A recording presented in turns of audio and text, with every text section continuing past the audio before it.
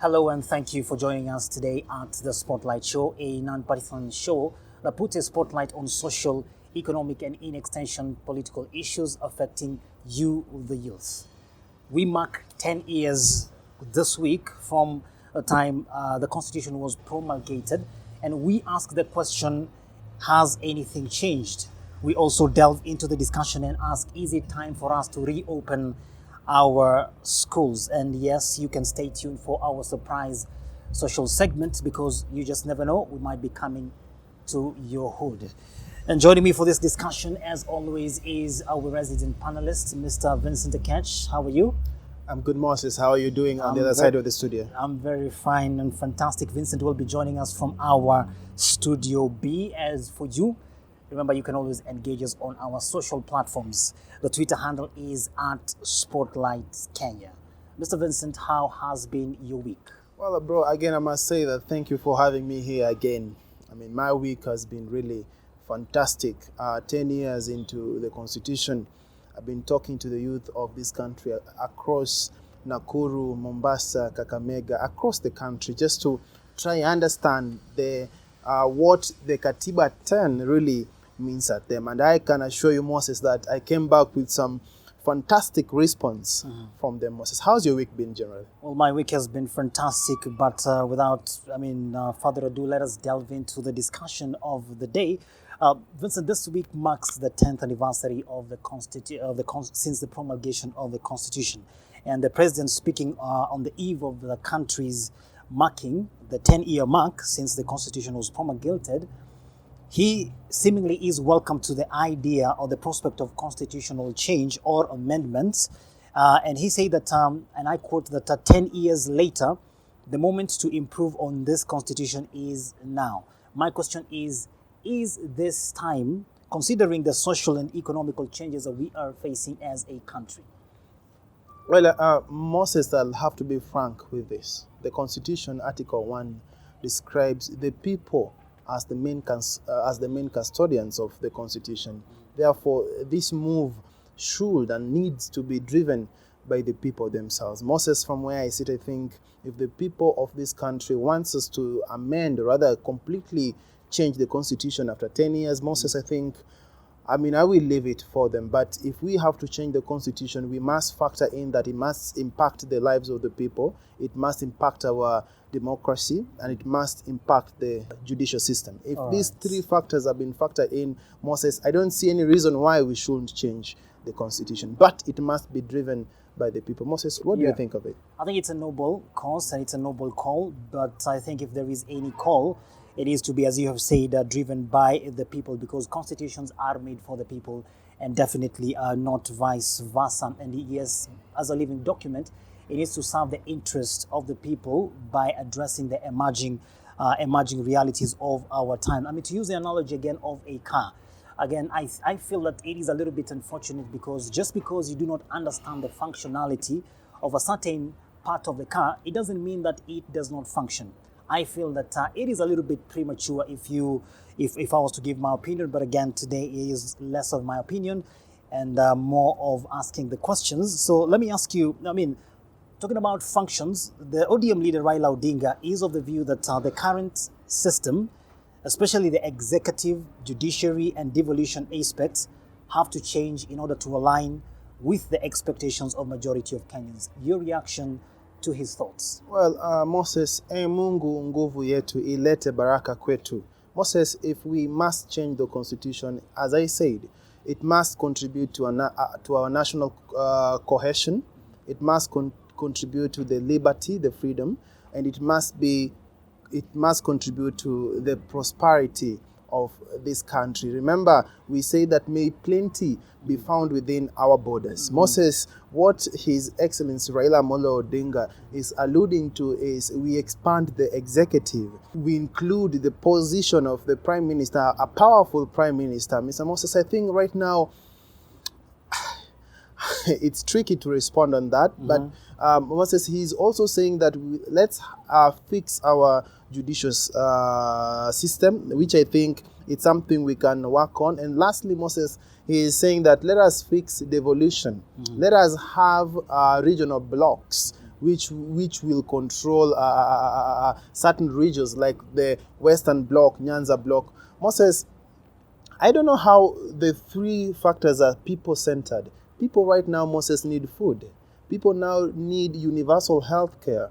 People now need good education systems. Let us focus on these things. Let us focus on people-based agendas than individualistic-based agenda. But again, Moses, if the people of this country want us to expand the executive, the people is the country, Moses. All right. Well said. And there is an agreement across board that our constitution is one of the boldest and one of the most progressive, the world over. I think what has lacked, coming this far is that we have lacked true champions who can be able to implement, so we can be able to harness its potential in its totality. And talking about that, Irungu Houghton, the director of Amnesty International, on Twitter said, "We have to be optimistic about this constitution and its provisions, perhaps calling for more patience as we implement the current constitution." Are you optimistic with our level of commitment to the letter and spirit of the Constitution? I must say that Moses, when the Constitution was promulgated on 27th August 2010, we wanted to fix our country in regions concerning devolution, which I think is working. We wanted to fix the country on inclusivity, and we wanted to fix the country on gender balance. I think we are progressing there, but remember, Moses, our constitution cannot be fixed within one day. It can even take 100 years. Therefore, let us be patient with this constitution. Fixing a country is the same as fixing yourself. You are always very patient on fixing yourself. Therefore, let us be a bit patient with the constitution. All right, let's be a little bit patient. You say Bob Mkange seems to be agreeing with you, the former member of the now defunct Committee of Experts. And in an article that was very poignant, he says that we have a willing spirit in an unwilling body, perhaps again referring to our political body. In addition to that, when I look at our issues, or the issues that are seemingly emerging, I do not think that they are constitutional issues. I think these are synthetic issues, and we as the people of this country have the wherewithal to deal with these issues in order to ensure that we realize the aspirations of this constitution that we gave to ourselves. Having said that, I have to ask you this. There has been concern from a lot of quarters, or very many quarters, of the constitution change is mostly a tool for the political elite to perpetuate authoritarianism, which is definitely detrimental to democracy. Is this the case in Kenya? Well, Moses, you make me remember the days when the presidential had no term limits, when the president chose who was to be the Chief Justice. But now we came from that time to a time where the Constitution now dictates what we do as a country. I mean, across this region, Mr. Moses, we've seen leaders of countries changing the Constitution. I mean, one of my friends once told me that if a Constitution is changed 1 or 2 years before an election, it means that it is to award political cronies. Right. But now if it's changed even at the start after the general election, then he argues and says that it is geared towards the people. Moses, I've seen many nations across Africa trying to change their constitution to extend the terms. I've seen Chad, I've seen Uganda, I've seen Zimbabwe, I've seen Equatorial Guinea, I've seen even Democratic Republic of Congo trying to change the constitution to extend the term. Let it be warned that if we go in that line, I think, Moses, we are going to go in a wrong state. Let it be people-centered. Let me just cut you short on that. And let me ask you this straight on, Vincent. What has it that this is a ploy by individuals to extend their term in office? What is your reading of the state of affairs in our country specifically? Well, Moses, I'll have to be true to the Constitution of Kenya. This is provided for in Article 1 or 2, in the clause 1, 2, and 3, which allows the government to extend their term up to 1 year in case we are at war. And Moses, if you see what's happening right now, we are at war. We are at war. And the the parliamentarians might just choose to extend their terms. Moses, you see, if we choose to extend the terms of parliamentarians, Moses, how we've seen them behaving is when it comes to times of increasing their pay, they always approve. I fear that they'll have to approve an extension of their time. All right. Yeah. That is a fear that you harbor. We would want to get, is this also a fear that you harbor? And definitely you can always drop your comments on our comment section. Vincent, we cannot finalize on this segment without talking about the youth in this looming referendum change or constitutional change. In the 90s, we had the likes of Shikuku and university student leaders talk about Kabando wa Kabando, the likes of Miguna who spearheaded, the change in the constitutional changes then. My question is, are the youth in the driver's seat on this one, or are they being driven? And in extension, what needs to be the role of the youth going forward in the Constitution or in these constitutional amendments? Well, Moses, I agree with you that the youth must take charge.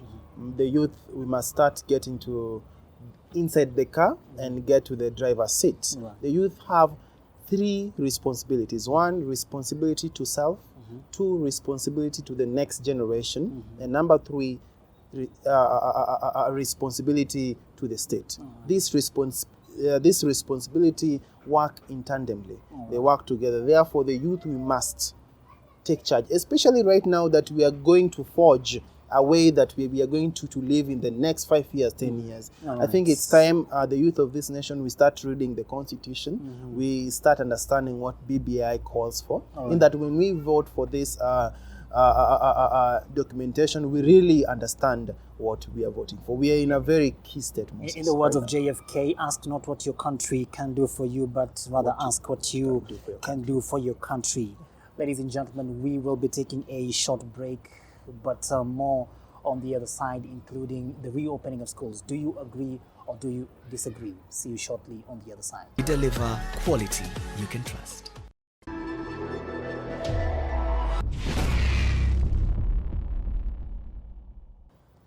All right, welcome back and thank you very much for keeping it the Spotlight Show.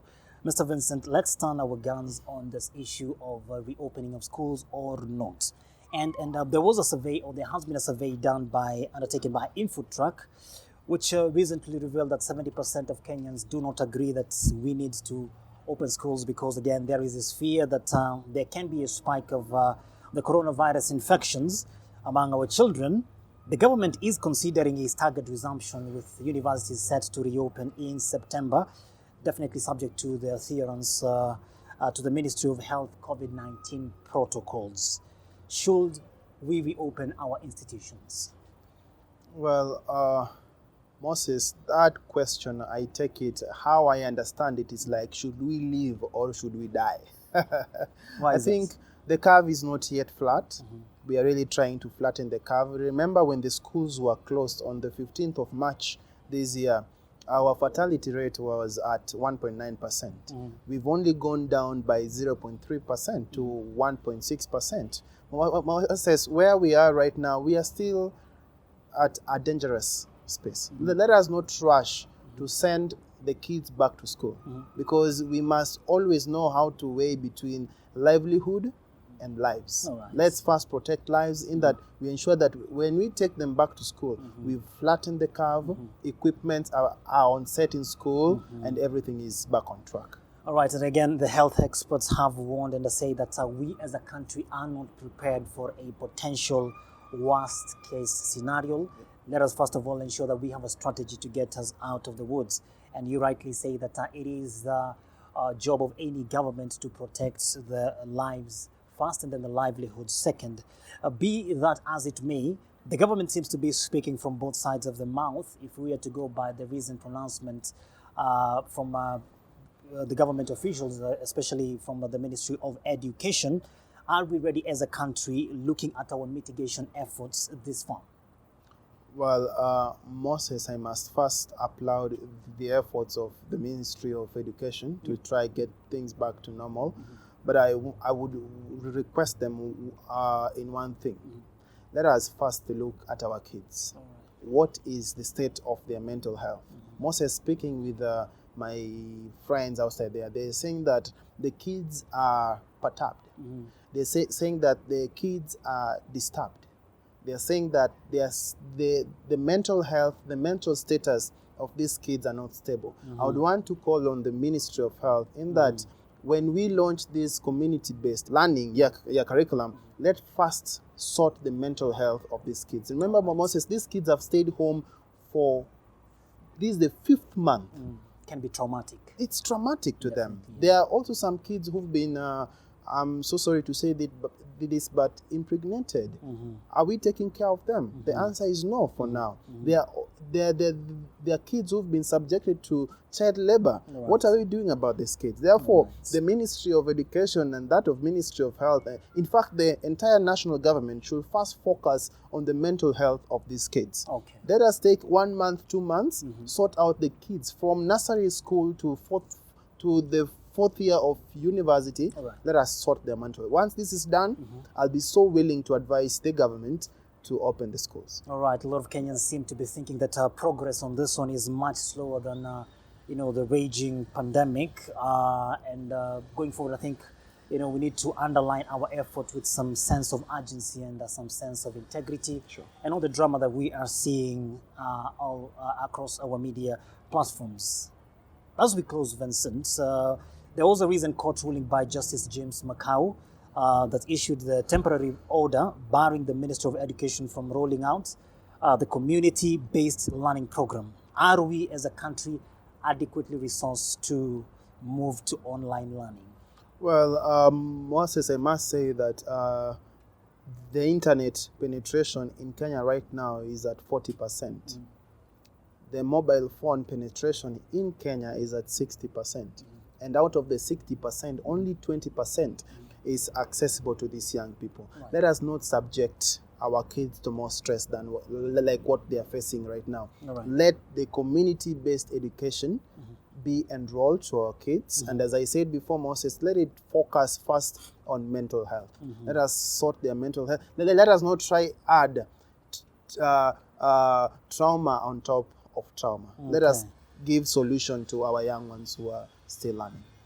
All right, thank you very much, Mr. Vincent. Unfortunately, we have to leave it at that. But again, do not go far because we are taking a very short break. On the other side is the social segment that you have all been waiting for. And this one, I promise you, is going to be a surprise. Remember, we keep the conversation going on our social platforms. The Twitter handle is at Spotlight Kenya. On Instagram, you can find us at Spotlight_Kenya. On Facebook, and yes, on YouTube, we go by the name The Spotlight Show.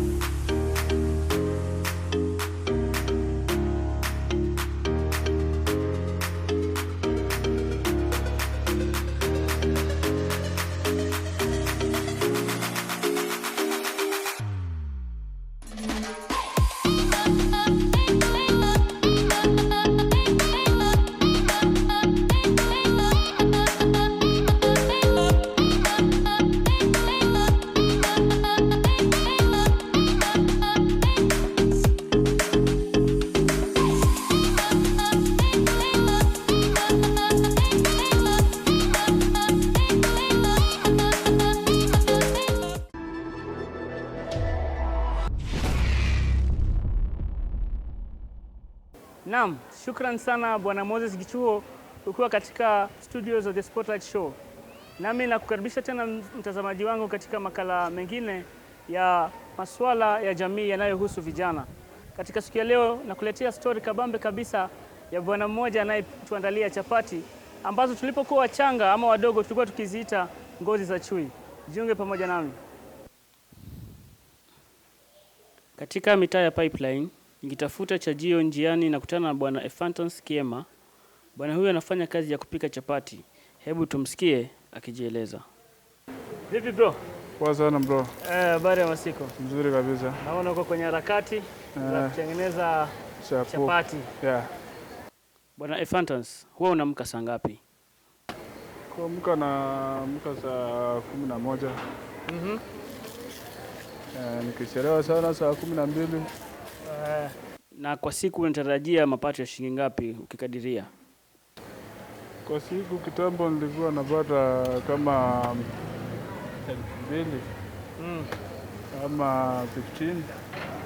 Okay. Lakini kwa saa hii maisha imekuwa ngumu sana zaidi.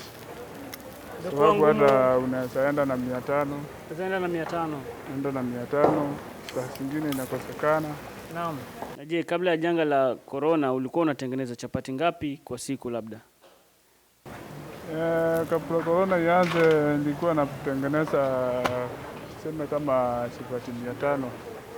Chapati 500? Natengeneza bando 2. Naam. Yeah.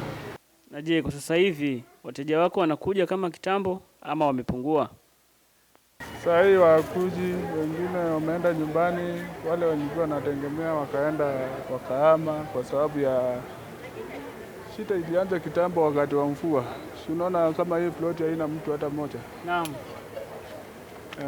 Kazi ilienda chini kutoka wakati wa mvua. Tukimaliza wakati wa mvua ikakuja corona tena. Kazi ikarudi chini. Kwa hiyo sasa hii mapato yako chini kabisa. Sasa hii kuko chini kabisa. Bwana Ephantus, uko na familia inakutegemea na labda inayotegemea kazi hii ama bado upo katika hali ya upweke? Hata ndio hii hapa familia yangu. Yeye amekaa hapo kuna kitamba ni hiyo anaamka hivi ni wangu. Naam. Huyo kijana amevaa nini hiyo ni wangu tu. Okay. Ukiangalia unatarajia nchi itafunguka, mapato yaongezeke ama vipi? Unaona mambo yatakuwaje? Saa hii hata saa hii inashangaa sana kabisa. Naam. Ile kuko inashangaa kabisa.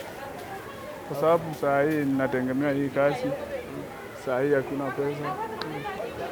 Nyumba inataka kulipwa. Watoto wanataka kula. Naam. So saa hii niko chini kabisa. Okay. Sawa sawa. Tunashukuru. Mpaka wakati ujao tutakuja kutembelea. Lakini tutaondoka na chapati kadhaa. Sababu pia sisi ni wapenzi wa chapati. Tulikuwa tukiziita ngozi za chui tulipokuwa wadogo. Naam. Na sijui unauzaje chapati moja? Chapati moja tu ninauza shilingi 10. Shilingi 10? Yeah. Haya, sawa. Nafikiri utatufungia chapati kadhaa. Kama ngapi hivi 10? Haya, tunashukuru. Asante. Naam, hayo ndio tuliyokuandalia leo. Na hivi sasa nataka kuwarudisha moja kwa moja hadi studio kwa Bwana Vincent Akech akimalizia show, lakini usisahau kutegea makala yetu yajayo. Shukran. All right, thank you very much, Gabriel, for such an interesting piece. Ladies and gentlemen, thank you. That's all we had for you for the show today. But until the very next time, remember, this conversation continues on our social media platforms. On Facebook, The Spotlight Show. On Twitter, Spotlight Kenya. On Instagram, Spotlight_Kenya. And here on YouTube, The Spotlight Show. Until the very next time, remember, as a young person, you're only young once. So be wise. Goodbye and take care.